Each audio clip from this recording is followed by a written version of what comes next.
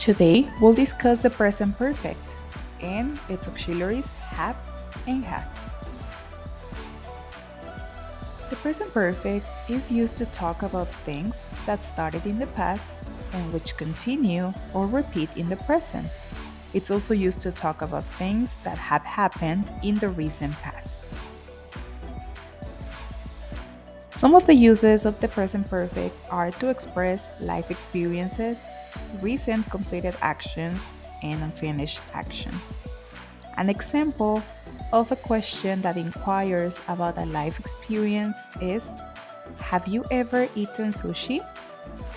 An example about a recent completed action would be: I have just finished my project. And an unfinished action would be: I have lived in Paris for 5 years. That means he continues to live in Paris. As you were able to see in the last examples, we use two auxiliaries to express situations in the present perfect. These auxiliaries vary according to the subject.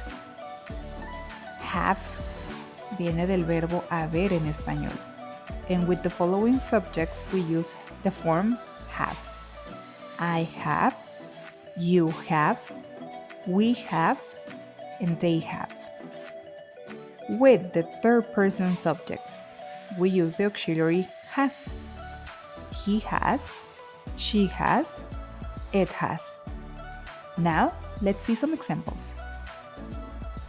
The structure for affirmative sentences is simple. We take the subject, he, she, or it. Then we continue with the correct auxiliary, which is has. Then we use the verb. The main verb in the sentence is in past participle. And then we can continue with a complement. The same structure repeats for the other subjects, for the rest of the subjects. But now we change the auxiliary. Instead of using has, we use have. I have, you have, we have, they have. A verb in the past participle form and a complement. Take a look at these two examples. He has seen the movie. I have seen the movie. You can see that there's a difference. The use of the auxiliary. He has, I have. Seen the movie remains the same. The same thing happens with negative sentences. We continue to use the auxiliaries have and has, but now we add the form not after them, and we can use contractions as well. Take a look at the examples. He hasn't seen the movie. It's the same to he has not seen the movie. I haven't seen the movie. I have not seen the movie. When we use the interrogative form, the order of the subject and the auxiliary changes, as usual, as we can see in other different verbal tenses. Now the question would be: has he seen the movie? Have you seen the movie? The auxiliary starts the sentence and then we continue with the subject, the verb in past participle, and the complement. Now, it's time to test your knowledge.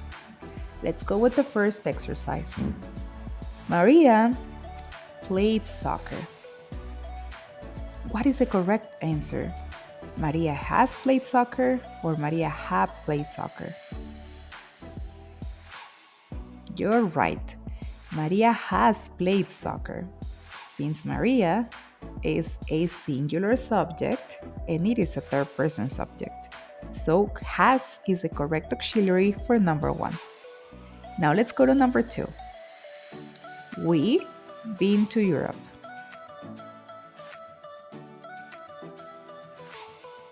That is correct. We have been to Europe. Have is the correct auxiliary for number 2. Now let's go to number 3. Our friends just arrived.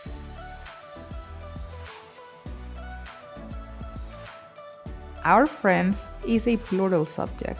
That means have is the correct form of the auxiliary have. So, very good. Now let's go to number 4. The dog bitten the kid. And of course, the correct answer is has. The dog has bitten the kid.